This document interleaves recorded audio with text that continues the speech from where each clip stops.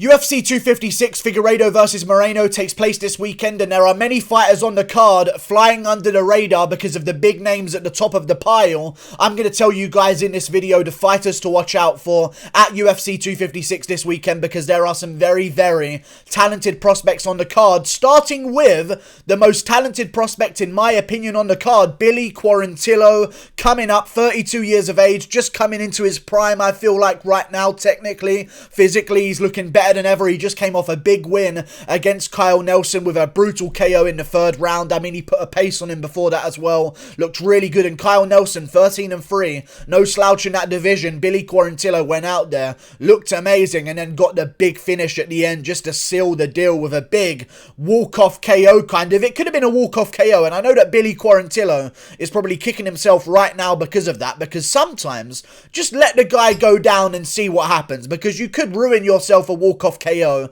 If Billy Quarantillo didn't follow up with that extra one shot, that would have been a beautiful KO and it would have been highlight reel worthy. Either way, it was nice. Great right hand straight down the pipe at the start of the third round. He's got great pacing in his fights. He builds as the fight goes on. Against Spike Carlisle, we saw the same thing again. Rough first round, but then came back in the second and third. Used his grappling. Also took advantage of Carlisle just walking away from him for no reason at the end of the first round to drop him in that first round and stop it from being a 10-8 round. So Billy Quarantillo, always game, always dangerous. Looking forward to his fight this weekend against Gavin Tucker, mainly because I know that Gavin Tucker is a savage himself. So if Billy Quarantillo can get past Gavin Tucker, which I believe that he will, we're going to be off to the races, because he's also beat Camilla Kirk on the Contender Series by KO in the third round again. A lot of his finishes seem to come later on in the fight. 9-2 guy defeats him pretty handily. Then comes in against Jacob Kilburn, finishes him in the second round with a triangle choke. I mean, he's got KO power. He's got a submission game as well. He's got IQ in the ring as well. He knows how to pace himself. He knows where his opponent is dangerous and where he needs to cover up, and then when he needs to expel his energy. I like Billy Quarantillo. I like his attitude. The one problem I have is the fact that he is 32 years of age. So if he does win this one, I think it's time to jump him right up those rankings in the featherweight division. And if he wins the one after that, then we're looking at the top 15, because he's 32. He's born in December. I think he just turned 22, to be honest with you. I think he's born on the 8th of December. I don't know how America does their dates. I think I've messed it up a little bit here, but still, maybe just turned 32 yesterday. He's still got quite a bit of time before he's 33. I think we need to make a most of that time to jump him right up those rankings, because I don't want to see Billy Quarantillo getting to the belt if he does get there at 35 years of age, because I feel like that would just be a waste of talent. Looking forward to his fight this weekend, because Gavin Tucker is a very dangerous man, and Billy Quarantillo's fought the who's who outside of the UFC, was on the Ultimate Fighter, has a lot of hidden experience. Because of that, you don't see the Ultimate Fighter fights on his record. You also don't see the amateur bouts, which I believe he was 8-2 in overall, which is a great amateur record, especially back then in 2010, 2011. There weren't a lot of amateur guys going around, so for him to be building up an amateur resume all the way back then shows that he's very, very committed to the game. He lost a fight to JP Reese. He also got KO'd once in his career by Quinones with a head kick, which was rather unfortunate for him, I'm sure, but he rebuilt himself. Lost to Saul Rogers on the Ultimate Fighter as well, but then again, everyone lost to Saul Rogers on the Ultimate Fighter that season, including Ryan Hall, who's now ranked in that division. I honestly feel like if Billy Quarantillo wins this one, he had some engagements with Ryan Hall on the show. I think if he wins this one, he should call out Ryan Hall on the microphone, try and get some tough storyline going on, because they were on the same episodes of The Ultimate Fighter. I think that would be a good fight. Also, because Ryan Hall is busy calling out guys that aren't going to accept fights with him right now. He needs to be a little bit more realistic. And I think if Billy Quarantillo gets on the microphone and just offers Ryan Hall a fight, he might just take it. So I think Billy Quarantillo should shoot his shot, but he's against, which I'll tease again, Gavin Tucker, who's also very dangerous. But the problem I have with Gavin Tucker is 34 years of age. What have you been doing your whole life, dude? You're 34 now. I don't like that, to be honest with you guys. I mean, he's had some good performances, but if you're 34 now, you're going to probably be, what, 36, 37 by the time you get to the belt. I really don't like a guy coming into the UFC and really showing some promise and then seeing his age at 34, it really does put me off a little bit, but still, great performances against Justin James, Sung Woo Choi, finished both of them in the first round. Both of these guys are similar in the way that they like to build themselves up and then work in those later rounds to get the job done or win themselves a decision. He won a lot of fights outside the UFC against Sam Sicilia, who you may recognize by unanimous decision in his debut, actually.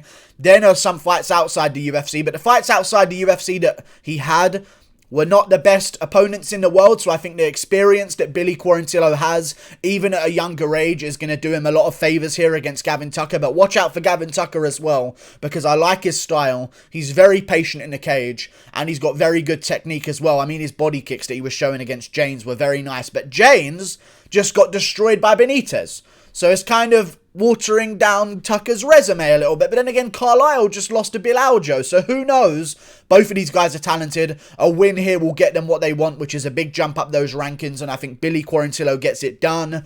But still, great fight between the pair of them. Looking forward to seeing it happen. Moving on to another fight you've got to watch out for. The Polar Bear in the heavyweight division. Sergey Spivak training at Polar Bear team. It's built around him. 6'3", 78-inch reach. Sergey Spivak, dangerous man in the heavyweight division. Very young as well, which is something that I like to see. 25 years of age in the heavyweight division, and he's already been here for quite some time. He signed to the UFC in May of 2019. He lost his debut to Walt Harris, but then again, Walt Harris in your debut, Walt Harris loses to the top guys, but to take on Walt Harris in your debut, it's a little bit of a jump ahead, and he got KO'd in the first round quite badly. The first KO loss in his career that wasn't in a kickboxing bout, which he has been KO'd in before. The first loss of his MMA career was by a brutal KO to Walt Harris, which was unfortunate, but he rebuilt himself, came in against Taito Iwasa and took him down at ease, and then got the arm triangle choke in the second round. Very good performance. He seems like he's showing off a bit more of a grappling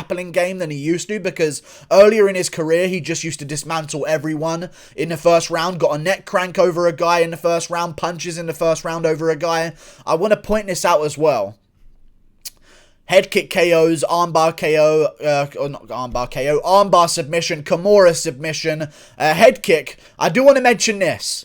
Rear naked choke submission against Travis Fulton, whose record is 255 to 53 to 10 draws. I'm not joking, you guys.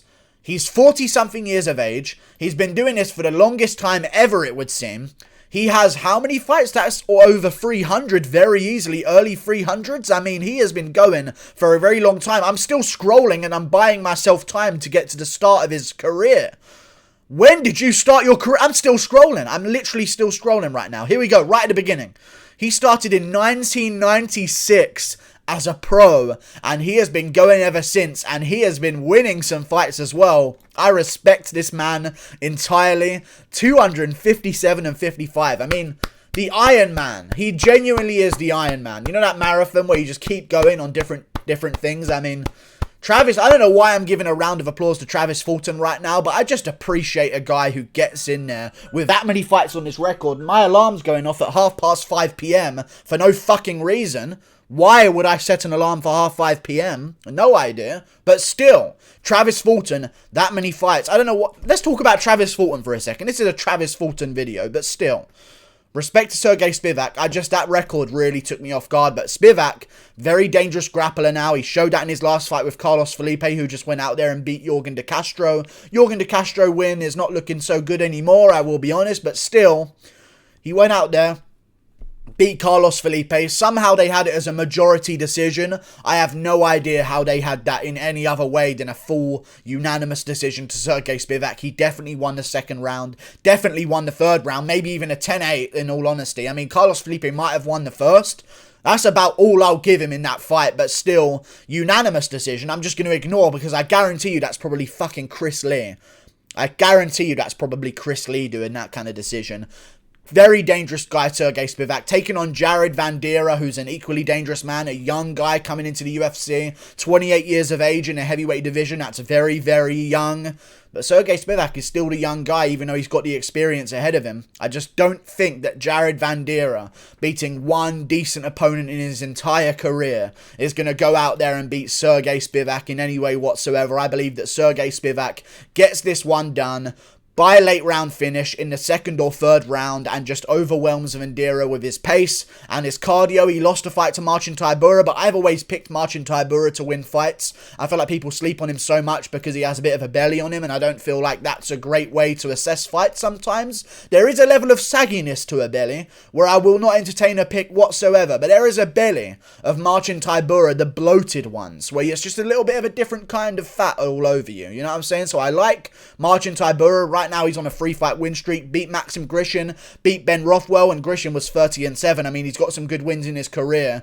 Bounced back reasonably with a 3-fight win streak, now taking on Greg Hardy. I like Sergey Spivak. I think he'll keep the momentum going and go 2 in a row against Jared Vandera, and maybe if he wins, we can now get a Tom Aspinall versus Sergey Spivak matchup that Aspinall wants so bad. But until then, he's got to get past Vandera. I believe he will, by unanimous decision or a late round finish, as I said before. Either way, he's going to get it done. Sergey Spivak, the polar bear. Watch out for him. Moving on up the card to another person, Virna Jandiroba. I want to be very specific here.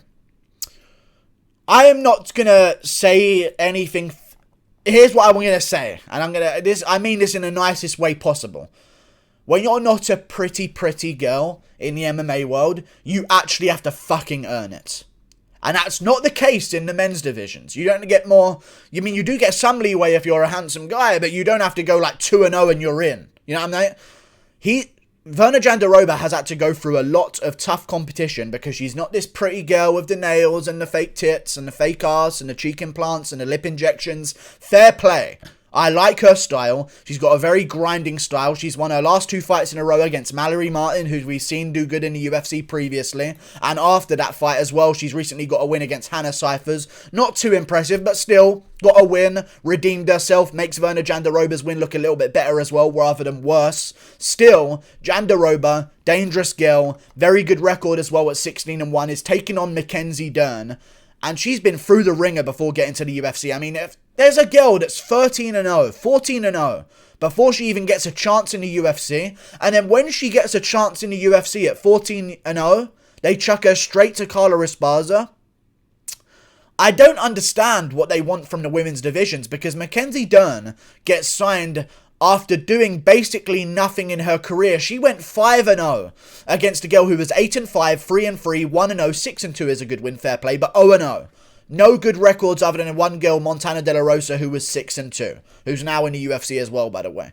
6-0, gets signed to the UFC, or 5-0, gets signed to the UFC with no problem. Virna Jandiroba has to go 14-0 to get here against girls 10-1. Mirandin, Mizuki Inoue at the time, now in the UFC as well, who's 12-4 at the time. Montenegro, 8-2. Almeida, 7-2. 15-10. We're getting a little bit watered down here, but still a lot of good resumed opponents in Invicta. She was the champion over at Invicta as well. Then they chuck her straight to Carla Esparza. I just feel like it's a little bit weird that they're treating her badly in her career, but now she's gone on a 2-fight win streak again. She's got good positions on cards. She's on a 2 submission streak in a row. One against Mallory Martin and more recently against Felice Herrig. I know Felice Herrig is not a big win right now in her career, but still, she went out there and made it look really easy and got the armbar in the first round. I don't see Mackenzie Dern winning this one because I'll be honest with you guys, I've watched many a Mackenzie Dern fight and it feels as though Randa Marcos and Hannah Cyphers basically just fucking handed her a win. In all honesty, she missed weight against Amanda Cooper and knocked her down in that fight whilst being 5 pounds overweight. Also missed weight, I believe, against Ashley Oda. I'm not too sure, but she's missed weight more than once in her career by now. Lost to Amanda Ribas, got schooled every single round. No issues there. I believe that Virna Jandiroba has the stand-up skill to expose her and just the IQ and jiu-jitsu awareness to evade bad positions on the ground and not just jump yourself into guard with a Brazilian jiu-jitsu black belt off her back. It just makes no sense whatsoever. Randa Marcos could have stood up and just kept it standing and had a chance, but she just runs straight towards the... And then Hannah Cyphers had a chance to escape the positions on the ground and separate and stand it back up. Re-engages with Mackenzie Dern on the ground and gets knee-barred. Rightfully so, you thick cunts, but still. I said cunts. I know Americans see that as derogatory towards women, but that's just... I could have been complimenting them there. I'm from London. You know what I'm saying? It's not really a bad thing, but still. Virna Jandiroba, I believe, is going to get the job done against Mackenzie Dern. She's also an underdog, which is crazy to me again because she's got a ridiculous record and people don't give her credit. She's 16-1. How is she an underdog against Dern, who got handed submissions in her last 2 fights by idiots? Thank you for watching the video. Like and subscribe. Click that button up there. Goodbye. Those are the fighters to watch out for. And toodle pip.